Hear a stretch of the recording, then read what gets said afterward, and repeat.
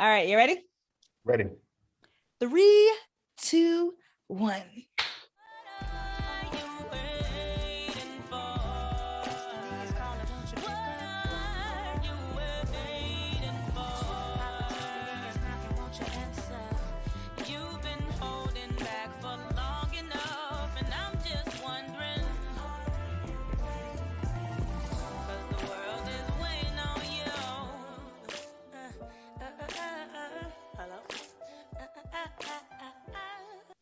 What's going on, everybody? It's Vannesia, Darby, Randy T-Vons, and JAVI, and we are the Entourage. We're in the flesh, y'all. What's up? Here we are. Well, not really in the flesh, I didn't want to be the one to object live, but yeah.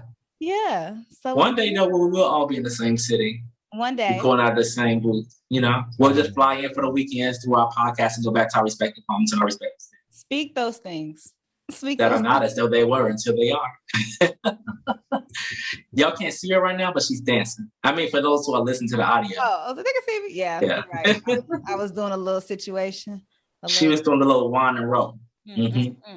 So we have a couple things we want to talk about today, y'all. Yes. Because we always neglect to come on and talk about things from our own creative perspectives. Yeah. And being a part of the entourage and making up the entourage and celebrating the entourage, we actually need to talk from the entourage. For the entourage. So we just got a couple of things that we want to run through with y'all. And as always, meet us in our inbox or our DMs. Y'all really like the DMs. They really do. It goes down in the DM. Down in the DMs. Oh, FYI, we're on TikTok now. Shout out to Randy. Of what? Yesterday, right? As of yesterday. Shout out to Randy who said we should get on TikTok. So go on TikTok and follow the Entourage podcast and meet us there. We'll probably be posting a lot more behind the scenes stuff. Before we even get started, because I've been hearing this, but since we talked about TikTok, it kind of went into it.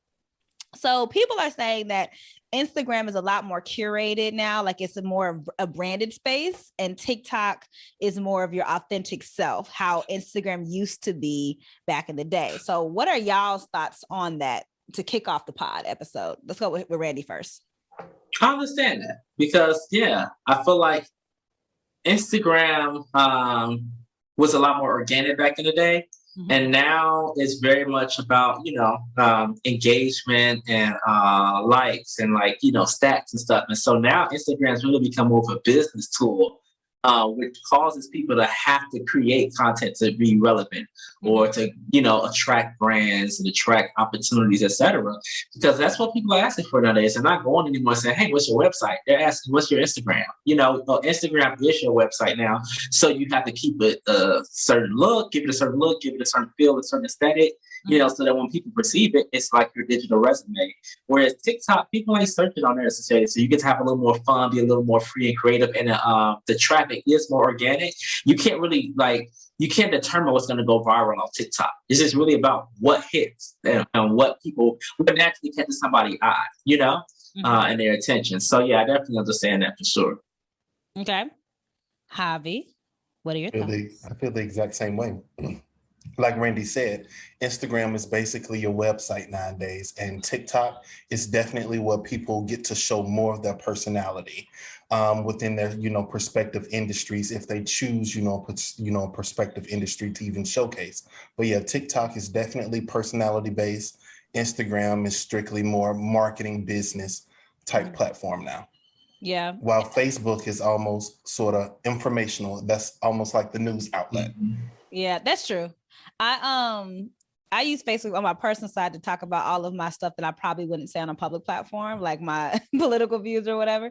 But people are also saying that I saw one comment from somebody I used to go to college with, and she started a business, and she said she learned everything she needed to know off TikTok. Like people are doing, how to do this, how to do that, but people are learning just like they would on YouTube, but it's not long form content like YouTube necessarily. So I just think it's interesting. I mean, with all the different platforms that are emerging, I've also seen people, creators and creative people, have like this mass exodus of social media too. A lot of people are saying, that they still rock with Twitter. Well, pre-$44 billion acquisition. They still rock with Twitter. It was kind of like the OG of the social networks. Like, what do y'all think about social media in 2020? We don't have the time to say what I think. Again, I love that it's a form of expression that's allowed people who don't have a voice or people who don't always have a platform to create and share. But it's also given opinion, or it's given a platform for critics to not just criticize, but to do it cruel, which, causes a lot of unnecessary mental health issues for people, and bullying and all types of stuff. And cyberbullying is a real thing, and it makes it hard for creators to trust creating and expressing their art when people have so many negative things to say and they can publicly post it. They don't care about it. The Twitter fingers are a real thing. Yes, it's a real thing. And so I think, it's kind of a mess in that sense. And then I do take that what was once just a free form of expression has become such a business to where now it is about those numbers and those metrics, which kind of take the organic creative activity out of it for people, So I'm not a personal fan of that, but at the same time, it's what you make of it as well. There's a plus and negative to everything, some more than others. But you can really use those social media platforms in your advantage. And you've seen brands and businesses or personalities really become somebody by just grinding it out and posting it. Even food bloggers posting, how to cook this simple dish, have become a thing, and it's teaching people and informing people, but also giving people a chance to kind of become their own boss and make their own money. So you kind of got to take the good with the bad and decide how to use it for you and do what's best for you. And just make sure your mental health is intact and that it's not being impacted too negatively. I mean, anything has the ability to impact it. But again, social media is one of those things that is a heavier, I think a heavier factor, when it comes to that. But again, it's really what you make of it. Yeah, I could agree. Javi, what about you and your clients? What do you guys think about social right now? Well, with socials right now, I could really speak for my client Davison because, he's the hot one right now. He really utilizes Instagram and TikTok, in all of its facets. He's went viral on TikTok several times for some of the creative content that he's posted there. But when it comes to Instagram, I try to keep that more branded, like I said earlier. So it's topsy-turvy for us pretty much.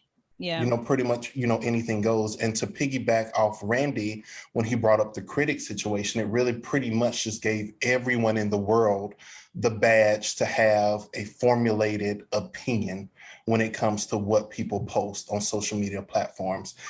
Critics, that's actually a job for them.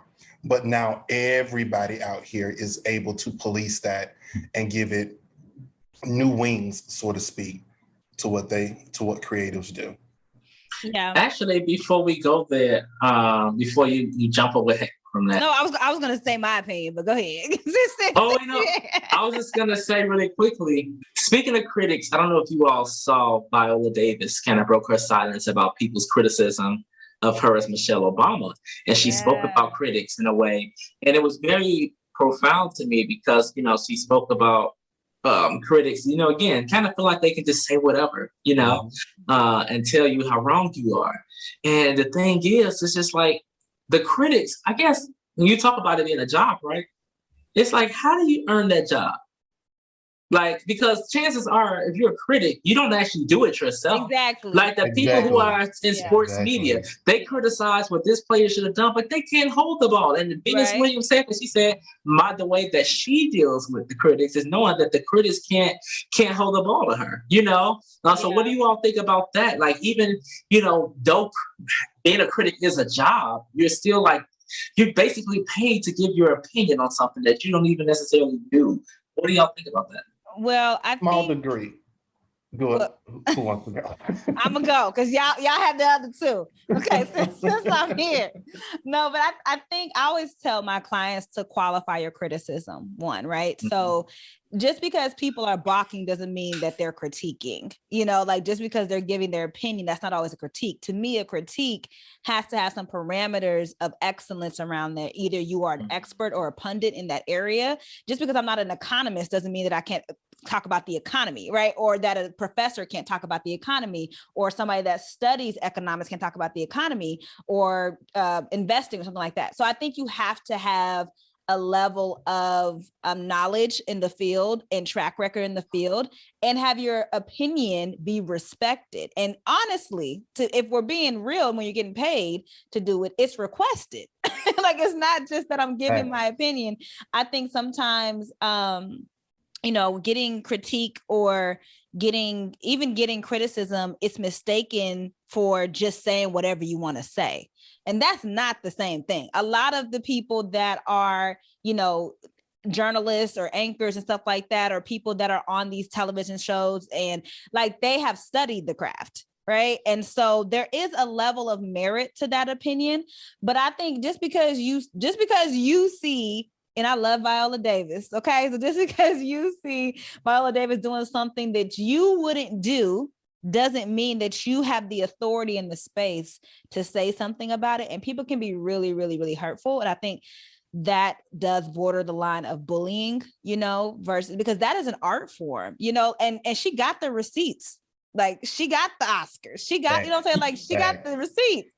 And so, and everything, like she said, is not going to be award-winning performance, and isn't going to be a win necessarily, but it's still like that.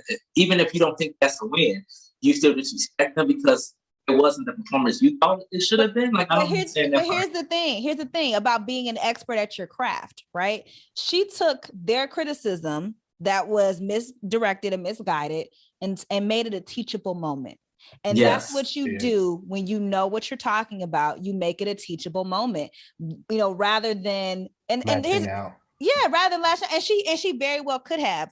But at the end of the day, the schools that she studied at, the roles that she's had, she's done on Broadway, she's done off Broadway, like all these different things that compare her to Meryl Streep. They compare to all these legendary actors and actresses, right? And she's having to fight tooth and nail for the proper payment and all these different things. How dare y'all fix y'all mouth to say that in such a hurtful way? And you have never stepped foot into a school, a play, a stage. And I think, and even going off, and we have these conversations offline, y'all, even in the fields that we do, people think that they can do it, right? Just because it looks easy. Oh, I'm just going to send a pitch letter. Oh, I'm just going to, post this on social media. Oh, I'm just going to get my client featured here. And there's a technique, and not to say that anybody's walking around, with their chest out, but there's a technique and an art form to doing what you do. So I just think that people need to, if you have an opinion, just make sure it's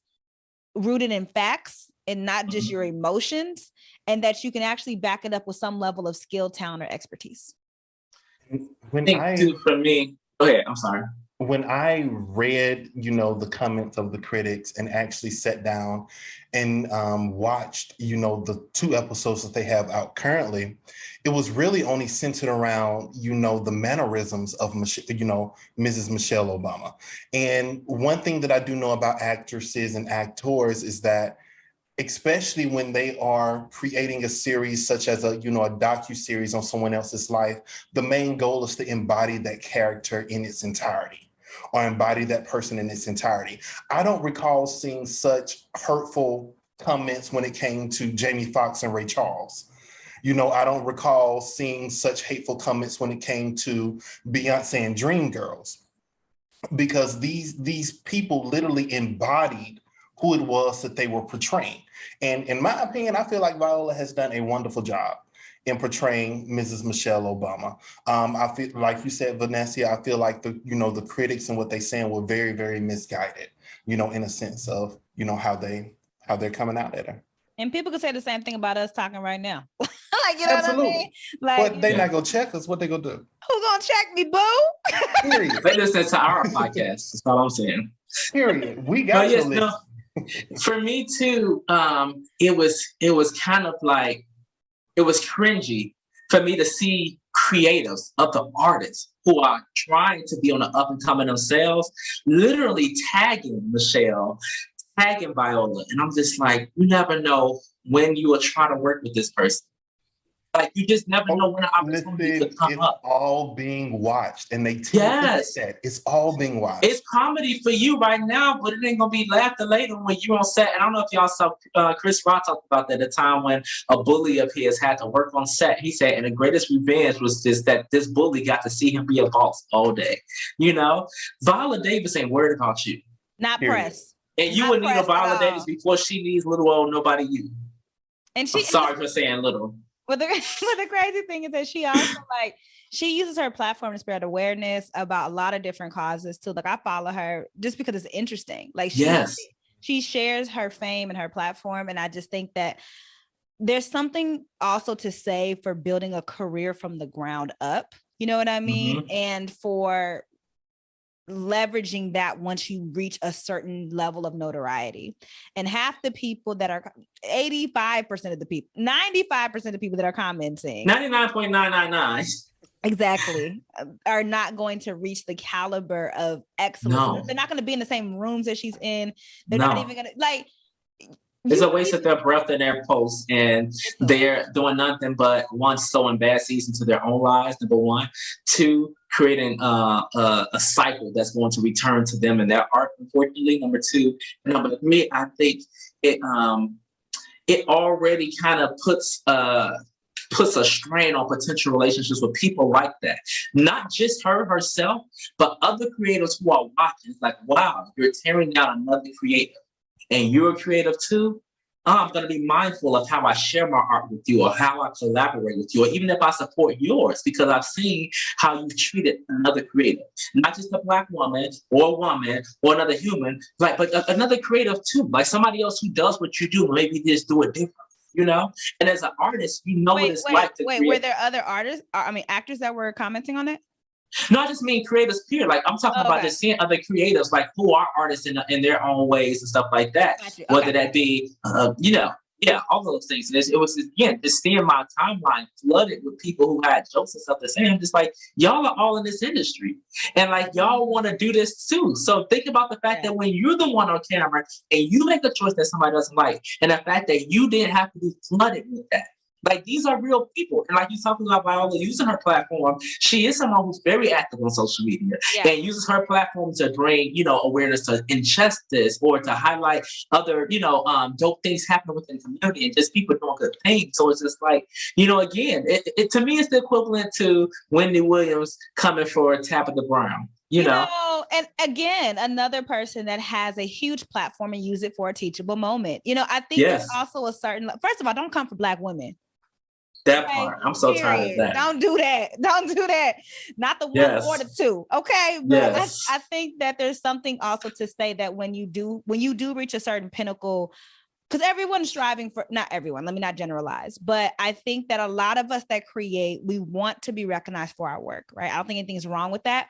I think a lot of people also want to go viral. They want a lot of people to see their work for whatever reason, monetary gain, just spreading awareness, whatever the case is, that's between you and your Jesus. But, that's what they want. So half the time, you're not even going to reach that level of success. And if you do, based off of what you're doing right now, you're not even going to know what to do with it. Because how much positivity and light have people like Viola Davis and Tabitha Brown spread once they got the 1 million people? And they were already doing it when they had 10 people. But now why they got to that place, because it wasn't that what they were doing was just so hard. It was like the heart behind it, the intent behind it. That's what catapulted them where they were. But I think that, even with the whole Wendy Williams situation, it was very, very powerful, because we know, and here's the thing, like, there's a place for gossip bloggers, like, you know what I'm saying? Like, there's a place that, just like there's a place for your opinion too. But I think where it crosses the line is, one, disrespecting people's art form, because you can critique and not be disrespectful. And then another thing is when you disrespect the person. And I feel like with Miss Wendy, that she went to speak on somebody's marriage, and you're not, and you're divorced. Baby, that's not your area of expertise. So I'm just saying, like, there was too much ammunition that could have been let off, with that. But she really chose, in the words of Mrs. Obama, to go high. She chose to take the high road. And so, but it really showed people, what you can do when you do have a platform and you're not pressed about people and their opinions. And so, continue to create, and be you. That leads to the next point. Yes. I don't know how many of you all saw, but Kev on stage did a really great post the other day about creators. Yeah. He talked about he said tip for creators. He tweeted this and then he did a like a voiceover video, or straight to camera, on Instagram. He said, "You're not responsible for something doing well. You are only responsible for making it and putting it out. The rest is on people, the industry, algorithms, etc. You can only control the creation, not the reception." Mm-hmm. Now, I will say I agree. In addition to agreeing, I think also, and he explained a lot more stuff during his voiceover. But some people in the comments were saying something similar to what I was saying. Like, yes, you can study marketing, or you can study psychology, or you can study, how to impact people or trends and stuff like that. But it's just not a matter of, I'm gonna make this and put it out. Like, you don't always have to put your first iteration out there. You know what I mean? I think that sometimes it takes us so long to get to the finish line and so much effort to get to the finish line that we're ready to just put it out. And it's like, okay, I know it took a long time to get here and a lot of effort, money, but it's still new to the people who hasn't seen it. Yes. It's you're the only one who taught it because you've been working on it. It's just like, why put something out that's incomplete just to meet a deadline that nobody else knows about? Like, where's the demand? Why are you supplying something that's not in demand? Right. When you could just take your time and do it right. And create demand. Hello, marketing. Yes, create demand. Like, there's a book I encourage everybody to read called Contagious. And it talks about how to make things go viral, how to make things take off. I almost went into a song, but mute R. Kelly. We ain't gonna do that one. But yes, so it really is, especially for creatives, like taking that and learning, like, okay, these are things that people in the past have done, just to give you an idea. And it's not saying do it like this, but it's telling you what key factors to have in place, to make something marketable or viral or relational. One thing that I talk about a lot, is artists and merch. Because so many artists want to sell merch just for the sake. I do, because it really, to me, it breaks my heart to an extent, because I'm just like, I'm watching people throw money down a train, creating merch that people are going to buy out of obligation or simply for support. And that's cool. But it's like, I don't want you to buy it out of pity. I don't want you to buy it because it's charity. I want you to buy it because you need it and you want to rock it. And you actually there's a necessity. There's a demand. So now I'm creating a supply. What a lot of people do is, I have a need. I need financial gain. So, okay, I'm going to create something to make money, or I'm going to find a solution to a problem. Because you're creating another problem when you invest into something. Because now the thing is, I didn't put money up front for this thing that was not a demand, which if you something that may not be exactly something that may not even resonate with an audience. It's so important to understand and be intentional about everything you do, and understand why you're doing it, who you're doing it for, what are you doing it for, how are you doing it. All of that matters. I can sell merch if I have like a slogan or something that's going to capture people. If my slogan is like, live free or something, it's like, that's one of my songs. It's like, okay, people can buy that, and that's a conversation starter. And maybe I'll put my name on the back, or I'll put my name in like written by me or something. Like there's a way to still brand yourself too. But the catch needs to be something that's going to resonate with others, not something that's just going to meet your need. Because it's like, no, my thing is, how can we meet each other's needs? You need, a shirt or a hat or a hoodie or a pen or whatever. How do I give you something that's cool that you'll remember and stand out? For me, I personally love to support independent artists and creators even more than going to like a name brand place. Right. But is it essential for me? Because I don't want to wear Beyonce's face as much as I'm a Beyonce fan on my chest. I don't want to, have her on my hat. But if it's one of her songs that have impacted me, or album something that's like catchy, it's like, okay, maybe that makes sense, Yeah. Go ahead. Why are you laughing? Because I was gonna say something, but I didn't.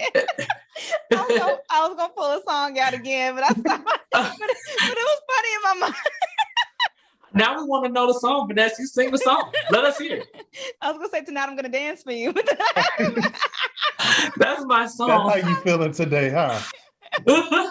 I mean, you got the right hair for it. Come on, girl. And you know she had a little white blouse like that in the video too. You know, I'm channeling. I'm selling t-shirts. Yeah.